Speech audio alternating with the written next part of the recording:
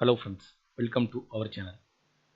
ஆதார் செயலியை கட்டாயமாக்கும் திட்டம் முக்கிய அப்டேட். சந்தையில் புதிதாக விற்பனைக்கு வரும் மொபைல் போன்களின் ஆதார் செயலியை கட்டாயமாக்கும் திட்டத்தை UIDAI எனப்படும் இந்திய தனித்துவ அடையாள ஆணையம் மத்திய அரசிடம் முன்வைத்துள்ளது. இதற்கு சாம்சங், ஆப்பிள் ஆகிய நிறுவனங்கள் எதிர்ப்பு தெரிவித்துள்ளன. பல்வேறு சேவை நம் நாட்டு குடிமக்களுக்கான அடையாள ஆவணமாக ஆதார் உள்ளது. தற்போது 134 கோடி மக்களிடம் ஆதார் உள்ளது. வங்கி, தொலைத்தொடர்பு, விமான பயண சேவை, அரசு நலத்திட்டங்கள் உட்பட பல்வேறு சேவைகளை பெற ஆதார் பயன்படுத்தப்படுகிறது. கடந்த ஜனவரியில் மொபைல் போன் வாயிலாக பயன்படுத்தப்படும் புதிய ஆதார் செயலி அறிமுகப்படுத்தப்பட்டது. முகவரி உள்ளிட்ட தனிப்பட்ட தகவல்களை திருத்துதல், குடும்ப விவரங்களை நிர்வகித்தல் போன்ற வசதிகள் இதில் வழங்கப்படுகின்றன. மொபைல் போன் தயாரிப்பு நிலையிலேயே இந்த செயலியை அதில் பதிவிறக்கி வழங்கினால் அதை பயன்படுத்துவோர் எண்ணிக்கை அதிகரிக்கும் என UIDAI கருதுகிறது. இந்த யோசனை மத்திய தகவல் தொழில்நுட்ப அமைச்சகத்திற்கு முன்மொழிந்துள்ளனர்.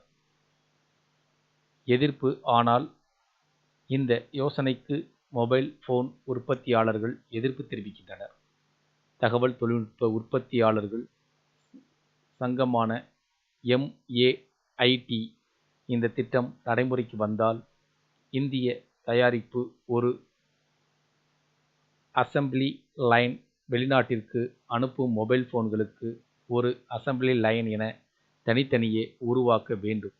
இது சிக்கலை ஏற்படுத்தும் என கூறியுள்ளனர். இதற்கு முன் ஆன்லைன் முறைகேடுகள் தொடர்பாக புகார்கள் அளிப்பது, தொலைந்த மொபைல் போனை கண்டறிவது உள்ளிட்ட வசதிகளை வழங்கும் சஞ்சார் சாத்தி என்ற செயலியை மொபைல் போனில் கட்டாயமாக்கி மத்திய அரசு உத்தரவிட்டிருந்தது. தனியுரிமை பிரச்சனையை முன்வைத்து எழுந்த எதிர்ப்பால் அந்த உத்தரவு திரும்பப் பெறப்பட்டது. இதன் மூலமாக புதிய மொபைல் போன் தயாரிப்பதற்கு தயாரிப்பு நிறுவனங்களிடமிருந்து ஆதார் செயலியை கட்டாயமாக்குவது பற்றி மத்திய அரசிடம் முன்மொழியப்பட்டிருப்பதாக, அது சார்ந்த கோரிக்கை வைக்கப்பட்டிருப்பதாக கூறப்படுகிறது.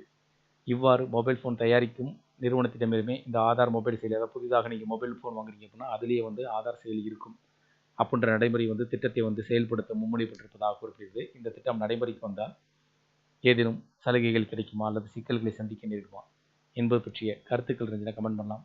இந்த வீடியோ இந்த தகவல் பயனுள்ளதாக இருந்துச்சு, அந்த வீடியோக்கு லைக் பண்ணுங்கள். மீண்டும் இதேபோல் பயனுள்ள தகவலை சந்திக்கலாம். நன்றி.